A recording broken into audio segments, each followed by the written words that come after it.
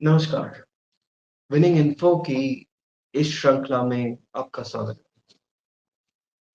एक कहानी आपको आज कहनी है, एक ऐसे इंसान की कहानी जो काफ़ी सपने लेकर, काफ़ी चीज़ें दिमाग में पालकर, काफ़ी ख़यालें बनाकर एक नौकरी पे लगता है। कहानी के नायक का नाम है सतीश। ये नाम बदल के मैं बोल रहा हूँ, क्योंकि सही नाम बोलने पे उन्हें एसपी सर की डाँट मिल सकती है। एसपी तो सुना ही होगा, सुपरिटेंडेंट ऑफ पुलिस। पुलिस साहब को गुस्सा आ जाता है अगर कोई इंसान मीडिया में चला जाए। मीडिया में जाते ही अपनी बात बताते ही सर नौकरी पे नहीं रखते। इसीलिए आपके साथ उनका नाम बदल के बात कर रहा हूँ। तो हमारे जो किरदार हैं सतीश, वो 2018 में नौकरी पे लगते हैं टीआरबी जवान के रूप में। टीआरबी जवान के रूप में जब वो नौकरी पे लगते हैं तब हर किसी के मन में एक ख्वाब होता है। वैसा ही उनके मन में ख्वाब था कि पुलिस की नौकरी है, वर्दी मिलेगी, सलाम होगा, दुआ होगी, पैसे मिलेंगे, अमीर होंगे, तनख्वाह बढ़ेगी, लेकिन कहानी बदलती रहती है। क्या हुई कहानी? होता ये है कि सतीश जब नौकरी पे लगता है, वो पहला दिन उनको अपने गाँव से जो पॉइंट मिला, वहाँ पर 25 किलोमीटर की दूरी पे था।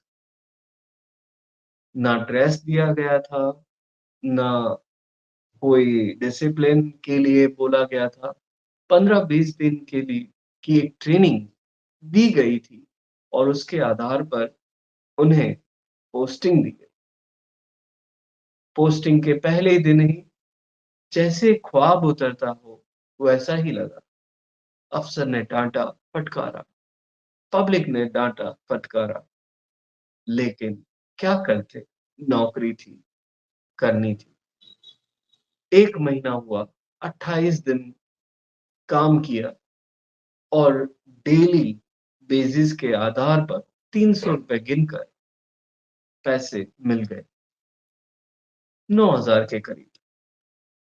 सोच रहे थे कि तनख्वाह अगले महीने या अगले साल बढ़ जाए। बच्चे घर में बड़े हो रहे थे। सतीश जवानी से आधेड़ उम्र पे पहुँच रहा था।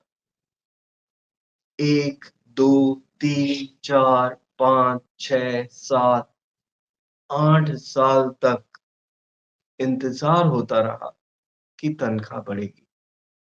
नट्टू काका की सैलरी बढ़ सकती है। नट्टू काका तो सुना ही होगा, तारक मेहता वाले। उनकी सैलरी बढ़ सकती है लेकिन टीआरबी जवानों की नहीं। सच बोल रहा हूँ। जो हमें सतीश ने बताया, वही बात आप तक पहुँचाना। ₹300 2018 में मिल रहे थे और आज भी ₹300 मिल रहे हैं। और इससे भी ज़्यादा एक नया फरमान आता है कि जिसे भी अब ये नौकरी करनी है, वो नए फॉर्म भरेंगे। फॉर्म भी भरे, लेकिन फॉर्म भरने पर भी आधे से ज़्यादा लोगों को नौकरी पे नहीं रखा। क्यों नहीं रखा? सवाल सतीश के मन में भी बहुत है। मैंने जानने की कोशिश की, बार-बार बात करने की कोशिश की, तब जाके सतीश ने बोला कि हमारे एसपी साहब ने बोला है कि आप मीडिया में बात किए, इसलिए अब आपकी नौकरी नहीं। अब सतीश परेशान कि किस तरीके से वो अपना घर चलाएगा, अपने बच्चों का पढ़ाने का खर्चा सँभालेगा। सतीश एक बात से बहुत लकी है कि उसके छोटे भाई का उसको मदद मिल रहा है, जिस कारण से सतीश अपना घर चला पा रहा है। पर कितने सतीश और हैं, जिन्हें मदद मिल रही होगी? मेरे मन में ये सवाल है। आप भी जानते होंगे कई लोगों को टीआरबी जवान जब निकलते हैं, सतीश जब घर से निकलता है, तो उसके साथ भी वही घटना होती है जैसी दूसरे टीआरबी जवानों के साथ होती है। सतीश घर से निकलता है ये उम्मीद लेकर कि आज मैं अपना कार्य बहुत अच्छे से करूँगा, लेकिन अफ़सर बाबू बोल देते हैं, भाई ऐसा-ऐसा काम करना है और इस तरीके से करना है। उन्हें मानना होता है। जहाँ पे भी पब्लिक को समझाने की कोशिश करते हैं, पब्लिक के भले के लिए ही समझाएँ, भले चाहे ट्रैफिक का उल्लंघन ना करने वाले लोगों को समझाया जाए। लेकिन पब्लिक के मन में भी सिर्फ़ सतीश जैसे सभी लोगों के लिए एक ही भावना पली है कि सतीश मतलब भ्रष्ट। ये सच नहीं है। मेरा सतीश इस कहानी का जो किरदार है, वो तो करप्ट नहीं है। उसने तो यही बोला है और अगर होता तब भी थोड़ी ना बोलता। पर अगर 9,000 की तनख्वाह मिलेगी इस महँगाई में, तो ईमानदार कोई कैसे रह पाएगा? तो सवाल कुछ बनते हैं इस कहानी से, जो मैं अधूरे छोड़ रहा हूँ। फिलहाल मेरी कहानी का नायक सतीश सोच रहा है कि 8 साल काम करने के बाद उसे नौकरी पे रखा जाएगा या नौकरी से निकाल दिया जाएगा। आप भी सोचिए कि क्या सही है, क्या गलत है। लेकिन सवाल कुछ बनता है, सतीश की क्या गलती थी कि उसे निकाला जाए? क्या एसपी सर इतना अहंकार रख सकते हैं कि वो गलती करते हैं, तो उन्हें हटाया नहीं जा सकता? तो बेचारे मासूम सतीश को हटाना कितना ठीक है? क्या इंसानियत उनके पास होनी चाहिए? डर लगता है सतीश को करप्शन करने में भी, कि कहीं करप्शन करते हुए पकड़ा ना जाए और होना भी चाहिए।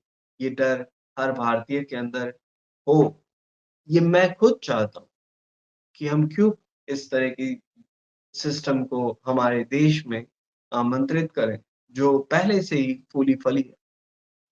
सवाल ये भी बनता है कि जब सतीश का एक दोस्त जो ऑन ड्यूटी कार्य करते हुए मोटरसाइकिल से गिर पड़ा, बहुत गंभीर रूप से चोटिल हुआ, सरकार ने कोई मदद नहीं की।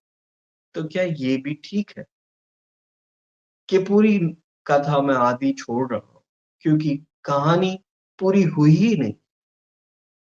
सतीश को अगर न्याय मिलता है, तो मैं ज़रूर आपको आगे की कहानी बताऊँगा। फिलहाल सतीश परेशान है और सतीश जैसे कई लोग भी परेशान।